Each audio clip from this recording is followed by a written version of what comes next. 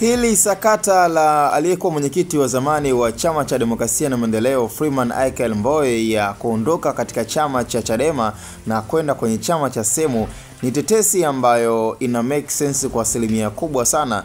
Ni lazima utajiuliza ni kwa nini kumekuwa na ukimya wa muda mrefu baada ya kampeni ya mwenyekiti wa sasa wa chama cha demokrasia na maendeleo ambaye ni Tundu Antipas Mugwe Lissu ya no reform no election. Of course kumekuwa na support kubwa kutoka kwa baadhi ya viongozi ambao wana support harakati hiyo na kampeni hiyo, akiwemo John Mnyika, Godbless Lema na viongozi kadha wa kadha ambao wameonekana kusupport 100% kampeni ya no reform no election. Sasa vipi kwa upande wa mwanasiasa na mwanaharakati mkubwa ndani ya chama cha demokrasia na maendeleo Freeman Aikael Mbowe, kwa nini yuko kimya? Ni ishara iliyo nyepesi sana kwa wananchi kuelewa na kwa wadau mbalimbali kwamba yani kuna mvutano mkubwa, na hapo huenda ikawa ni rahisi na kukaa na asilimia kubwa kwa mwenyekiti kuondoka ndani ya chama cha Chadema na kuelekea ndani ya chama cha Semu. Na nitakupa fakti hii ya kujiuliza, assume kweli chama cha demokrasia na maendeleo wakasusa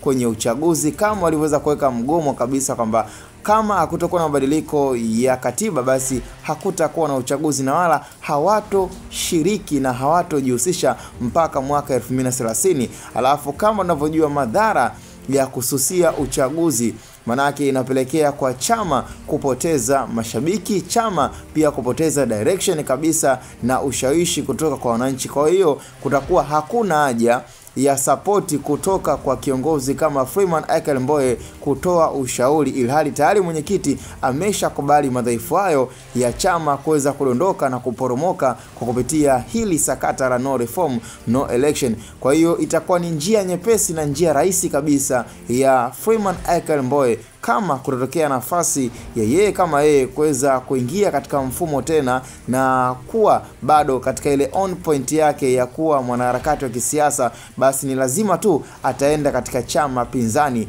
Na je, unafikiri chama gani ambacho ni rahisi sana kumpokea mwenyekiti wa zamani Freeman Aikael Mbowe? Bila shaka ni issue ambayo iko straight on point kwamba ni lazima tu ni kwenda katika chama cha Semu kutafuta amani, kutafuta kile ambacho amekuwa akikitafuta kwa miaka yote, na spidi yake ya kupambania ndoto yake ambayo pengine mimi na wewe hatujui unaweza ikatimia ndani ya chama cha CCM. Hii ni Hot Boy Media, tukutane kwenye comment.